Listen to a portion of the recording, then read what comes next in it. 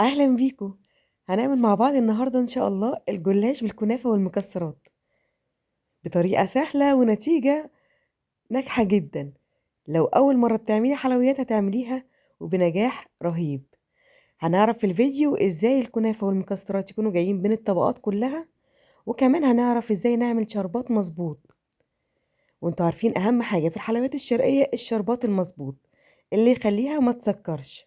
تابعوني لآخر الفيديو عشان نعرف عملنا مع بعض الجلاش ازاي، وكل الأسرار اللي هتخليه ناجح معاكي، كمان طريقة السوا المظبوطة.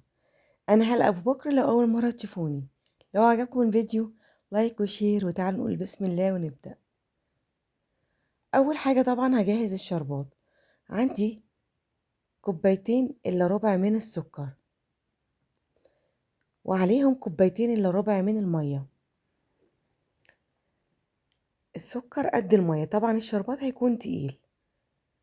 كمان عندي معلقة كبيرة من عسل الجلوكوز، وعايزة اقول لكم ان عسل الجلوكوز هنا هو اللي بيمنع عندي تسكير الشربات لو اتبعنا الخطوات المظبوطة في تحضيره. يلا بقى نرفعهم على النار، واول ما يغلوا كده بنزل عليهم بعصرة من الليمونة، وهسيبهم يغلوا بعد عصرة الليمونة كده يعني حوالي 10 دقايق. بس الاول بديها تقليبة وبسيبهم يغلوا. ليه؟ لان انا عايزاه يكون شربات تقيل، وبعد كده هطفي عليه واسيبه يبرد. تعالوا بقى نحضر الكنافة. عندي هنا ربع كيلو من الكنافة، بكون طبعا مفرزاها، وبجيب الكنافة كده وابتدي افتفتها حتت صغيرة جدا. نقدر طبعا نعملها في الكبة او نقطعها بالسكينة. واذا الكنافة عندي مش متفرزة ممكن جدا ان انا اعملها في الكبة بمنتهى السهولة. هضيف بقى على الكنافة معلقتين كبار من السمنة السايحة، وهبتدي اقلب الكنافة فيها كويس. ليه؟ علشان عايزة احمر الكنافة بتاعتي، وانا هنا هحمر الكنافة في الفرن تحت الشواية. اما لو كنت هحمرها على عين البوتاجاز فهتاخد مني سمنة اكتر. يعني بدل المعلقتين اللي انا حطيتهم هحط حوالي نص كوباية او ربع كوباية من السمنة لمقدار الربع كيلو كنافة. هبتدي بقى اجيب الصينية بتاعتي وافرد الكنافة فيها يعني كويس. يعني يفضل يبقى صينية واسعة، وهحطها تحت الشواية وعيني عليها، يعني هكون واقفة جنبها لان كل دقيقة تقريبا هحمرها، هقلبها قصدي. وطبعا انا مش عايزاها تاخد اللون الذهبي الغامق، لا، مجرد ما خدت اللون الذهبي الفاتح كده خلاص طلعتها. يلا بقى نحطها في الطبق جانبي كده على جنب علشان اشتغل بيها على طول.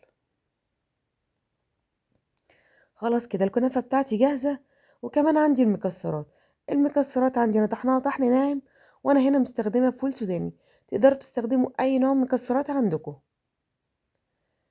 هستخدم بقى النهاردة لفتين من الجلاش، وزن اللفة نص كيلو. بس انا ما استخدمتش اللفتين كلهم، هنشوف استخدمنا مع بعض قد ايه.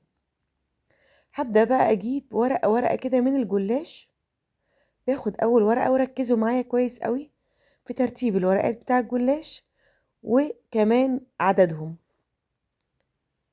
بحط اول ورقة وباخد عندي حوالي نص كوباية من السمنة على الزيت، وبدهن بيها الجلاش. نقدر طبعا نحط نص الكوباية دي سمنة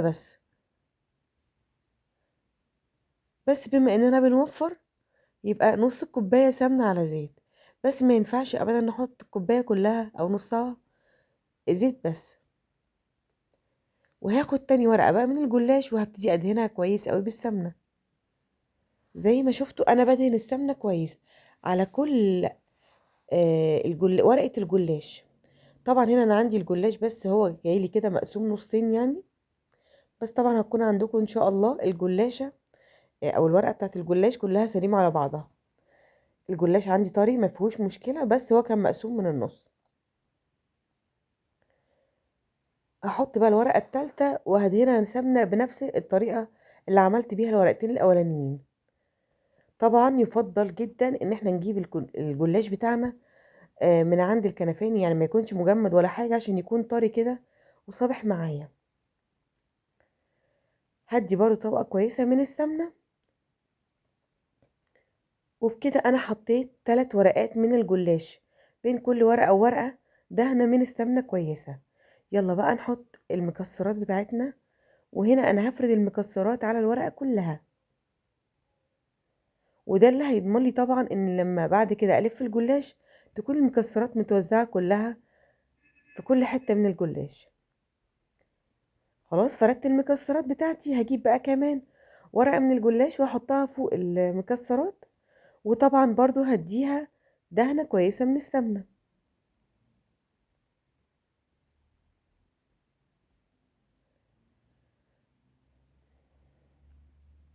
خلاص تمام، هاخد كمان ورقة من الجلاش،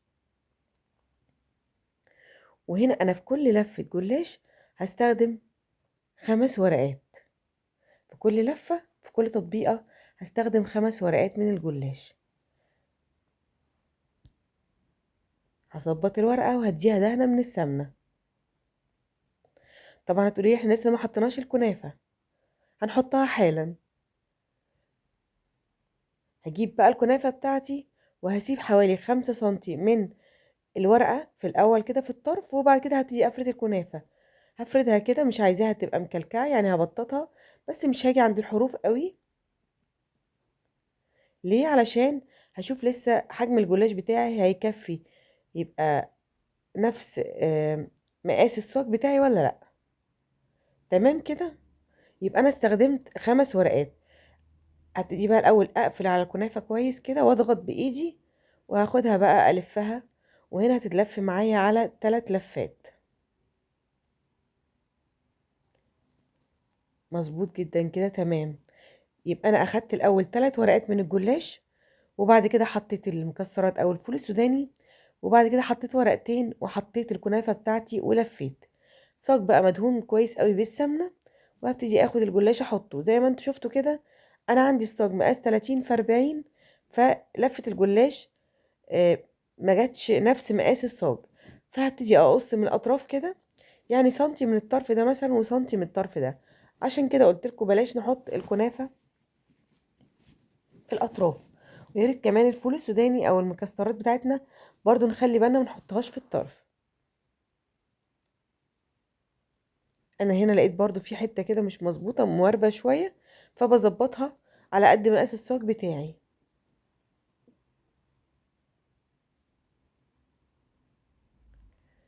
تمام جدا، خلاص كده. تعالوا بقى كمان نعمل كمان لفه كده من الجلاش. هبدا اجيب الورقه الاولى زي ما اتفقنا، ولو اول مره مثلا تشوفوني او الفيديو فتحتوه في الجزء ده وما شفتوش اللي قبل كده، طبعا هي لفه الجلاش عندي سليمه، بس هي كانت عندي مكسوره من النص كده يعني. انما الورقه عندكم هتبقى كلها سليمه، عشان ما حدش يفتكر يعني ان انا قاسمه الجلاش نصين.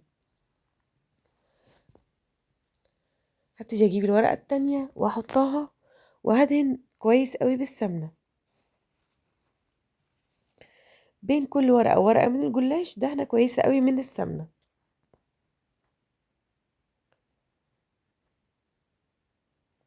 زي ما اتفقنا بنحط 3 ورقات الاول قبل ما نحط المكسرات، وبينهم دهنه كويسه من السمنه. بعتذر جدا عن صوتي لان عندي دور برد شديد شويه. تمام كده، خلاص. اول 3 ورقات خلصوا معايا. هبتدي بقى ارش المكسرات بتاعتي، وزي ما قلت لكم بنرشها على الورقه كلها، ونسيب يعني حوالي سنتي كده من كل حرف، علشان لما نقصها ما نهدرش في المكسرات او في الحشوه بتاعتي عموما. خلاص كده تمام. يلا بقى نحط كمان ورقتين، يبقى زي ما اتفقنا. باكد بس عليكم في المعلومه ان احنا هنحط 3 ورقات الاول، وبعد كده المكسرات، وبعد كده بنحط ورقتين، بين كل ورقه وورقه طبقه سمنه كويسه، وفي الاخر بحط الكنافة بعد الورقتين التانيين. الاجمالي الورق هيبقى 5 ورقات في كل لفة زي ما اتفقنا.